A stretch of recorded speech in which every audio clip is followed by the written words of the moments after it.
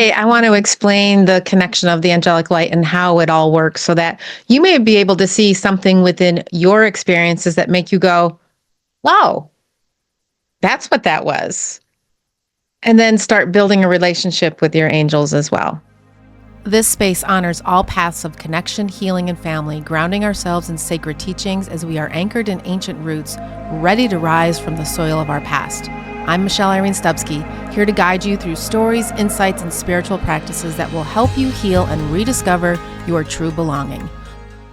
I refer to what science calls the morphic field as the angelic realm or the angelic light council, a divine, unseen energy that surrounds us, influences us, and guides us in ways that we may not even realize.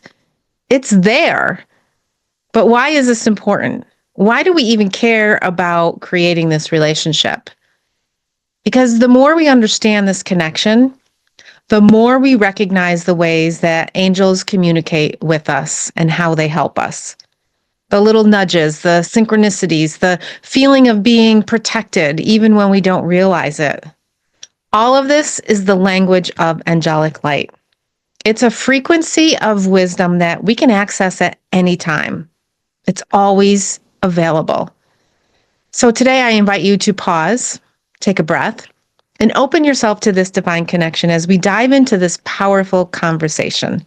Let's open up this beautiful sacred light circle the way we always do by rubbing our hands and stirring up that beautiful energy within our hand chakras as we place them over our heart and we breathe deeply. Let's center ourselves in this moment and open our minds and our hearts to the possibility as we imagine a golden light pouring down from above, surrounding you with warmth and protection and clarity. You are here. You are ready to receive. And so it is.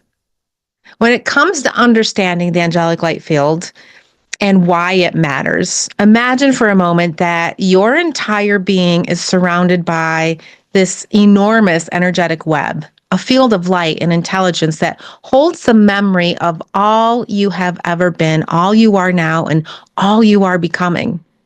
This is what science calls the morphic field, but it's what I know as the angelic realm, a sacred space where the past, the present, and the future merge. It's connected directly to our soul. And long before modern science or ancient wisdom keepers understood that everything in the universe was deeply interconnected, this is nothing new. They spoke of life energy, of fields of influence that guided the movement of nature and emotions and spiritual growth. What we now call the gravitational fields or the electromagnetic fields and quantum fields, they were once understood as souls, intelligent living forces that governed existence. The gravitational soul is what we now call the gravitational field. The magnetic soul is the magnetic field, and the electric soul is the electric field. But beyond these physical forces exists something even more powerful, the angelic field. This angelic realm is a field of divine intelligence, the universe, where angels reside, where guidance is constantly flowing and where inspiration comes from, and the deepest wisdom is already known. This is not a place we must reach. It's a frequency we just simply have to remember. Have you ever felt an unexplained presence of peace or protection suddenly come over you? Have you experienced the synchronicities that felt too meaningful to be random? And have you ever sensed guidance without knowing where it's coming from? These moments are not coincidences. They are angelic imprints. They're beautiful, gentle reminders that you are never alone. The angelic light field is like an ocean. It's a vast, energetic force that connects all things. And just as a drop of water is still part of the entire sea, your soul is always connected to this wisdom. The problem?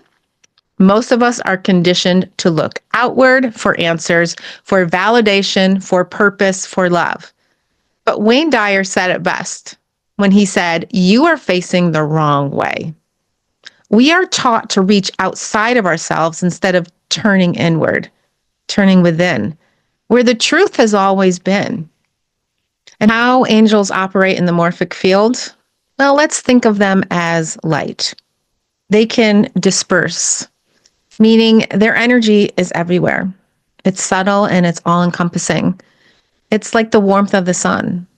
We may not always see them directly, but we feel their presence. Angels can also be localized, focused in specific moments, showing up when we need them most. We're going to get a little scientific here, so bear with me. Much like photons in an electromagnetic field, angels exist in both forms. They are always present, woven into the very fabric of our reality. They also manifest in specific ways through messages and synchronicities and direct guidance. This means that when we call upon our angels, we're not asking them to arrive. Oh, we are simply tuning into their frequency. We are opening our heart and our soul to allow them in. They're right here. The angelic realm is always here. We just have to learn how to listen. So now the question becomes, are you leaning outward, grasping at the past and external validation, or are you leaning inward, tapping into the sacred wellspring of light within yourself? When we lean outward, we are often caught in unhealed stories, unresolved pain, resistance, and old identities that keep us stuck. But when we lean inward, we begin to recognize that the wisdom, the healing, and light that we seek has been inside us all along. We're plugged in. We're tuned in. This shift changes everything. It realigns us with the angelic light council, opening the doorway to divine messages and inner peace and healing and a sense of true belonging. How does that feel? As we bring our short time here together today, bringing it in with a closing meditation and a soul whisper, place your hands on your heart as you breathe deeply and visualize a radiant light of angelic light surrounding you. This light is not separate from you. It is you. It is your divine birthright. It is the sacred connection that you have always carried. As you breathe in, allow this light to expand, filling every part of your being with clarity, love, and protection as you exhale and you listen to the whispers of truth from yourself. I am surrounded by light. I am connected. I am never alone. Feel this truth settle into your heart, anchoring you in the presence of your angels, grounding you with ancient wisdom. If this episode resonated with you, I invite you to visit michelleirene.com for 12 ways to connect for divine angelic guidance. It's free. It's a video series and a guidebook training, which is available right now. So when you join our community, you'll also receive angelic weekly guidance and news to go along with our Angel of the Week. My message for over 15 years has been this: someone is always watching over you, taking care of you. You are never alone. And this has been my guiding light ever since. My team of angels have helped me through some difficult times, yes, but they have propelled me forward with divine purpose, where I have written all my books and created oracle card decks guided by their love. I wouldn't be a spiritual life coach today if it wasn't for their guidance. The unseen forces, they walk with you. May they guide you and help you heal. And may they show you something so beautiful in this world that you are in a constant state of awe and how beautiful life can be. The angelic realm is always within. So until next time, trust this light, listen to the whispers, and lean inward just a little bit.